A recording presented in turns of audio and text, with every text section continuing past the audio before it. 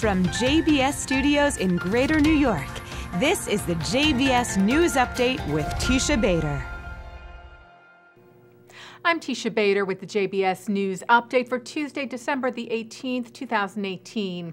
U.S. Ambassador to the United Nations Nikki Haley attended her final Security Council meeting today at the United Nations, addressing the Council's monthly meeting on the Middle East.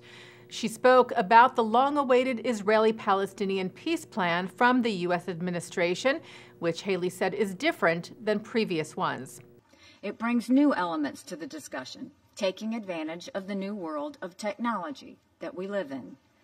It embraces the reality that things can be done today that were previously unthinkable. Haley told the council she has read the plan and said both sides will see things in it that they like and things that they do not.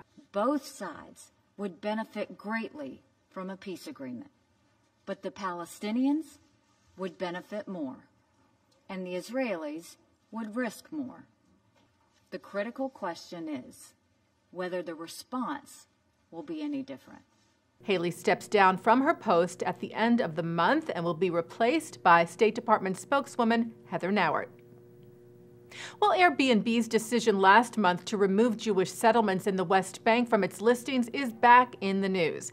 Yesterday, Israeli media reported that Tourism Minister Yariv Levin had met with Airbnb officials in Jerusalem and said that the vacation home rental giant was reversing its decision. However, later Airbnb denied that, while also stressing its unequivocal rejection of the BDS movement and its continued commitment to develop its business in Israel, enabling, Airbnb said, more tourists from around the world to enjoy the wonders of the country and its people.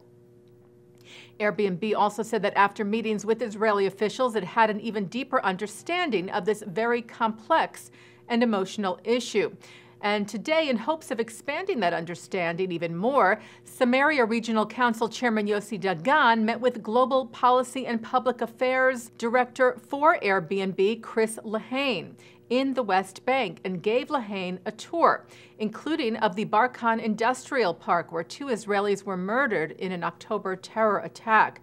Dagan said Lehane was impressed by the continued operation of the site's factory, where both Israelis and Palestinians are employed. Dagan also said of the meeting with Lehane, "I was pleased to hear that they, Airbnb, opposed the boycott movement." Dagan also said that he and Lehane agreed that Airbnb would consider his request to walk back their decision, and he said that their dialogue would continue. And staying with the BDS issue, a band that had canceled shows in Israel because of BDS pressure has changed its mind. As we reported to you earlier this month, the UK's Pink Floyd Experience, which is a Pink Floyd tribute band, canceled the shows after intense pressure and harassment from BDS activists, including and notably from former Pink Floyd frontman Roger Waters.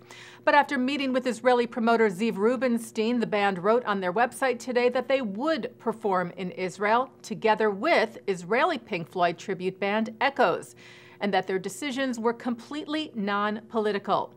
Following the initial cancellation, Waters posted on Facebook welcoming the band to the BDS fold. But the band's David Power commented on that post, clarifying to Waters, "My concern was for my colleagues and the abuse and threats they were receiving as a result of your initial post. We do not support either side in this. We were simply hoping to bring music to the people." An attack on a Palestinian bus driver is now believed to have been sparked by road rage and not nationalistically motivated, as police suspected and as we originally reported to you. The Jerusalem Magistrates Court ruled yesterday that the assault, which took place outside the West Bank Jewish settlement of Modi'in Elit, was a road rage incident and not a hate crime. And the suspect, a resident of the Jewish settlement, was arrested yesterday and his remand extended today. Jewish philanthropy leader Rabbi Daniel Allen has died. Allen held leading roles in the United Israel Appeal, the Jewish Federations of North America, the American Friends of Magen David Adom, and ARZA, the Reform Movement's Zionist Association. He passed away on Sunday after battling ALS. He was 69 years old. Well, despite some high hopes for the Israeli film The Cake Maker getting an Oscar nod, the film did not make the first round of cuts from the Academy of Motion Picture Arts and Sciences. The body announced last night the contenders for the Best Foreign Language Film. 9 semifinalists made the cut from 87 countries' entries. Israel, not one of them. Those 9 will now be whittled down to 5 on January the 22nd, and the winner announced at the Oscars' 91st telecast on February the 24th. Taking a look now at our programming for tonight on JBS for Tuesday, December the 18th at 7 o'clock, a look at the Syrian refugee question.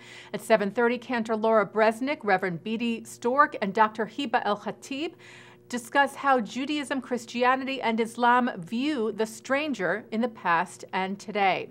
That's a program of the Interfaith Women's Initiative from the Darul Islam Mosque in Teaneck, New Jersey. At 9 tonight, Mark Golub sits down with author Tuvia Tenenbaum, who talks about his personal experience with Syrian refugees. At 10, Deborah Vishnevsky of the Jewish Multiracial Network teaches about Chinese and Indian Jewish communities. And coming up right after this newscast tonight at 6:30, it's the ILTV debate program, Frenemies. And that's the JBS News Update for Tuesday, December the 18th, 2018. I'm Teisha Bader.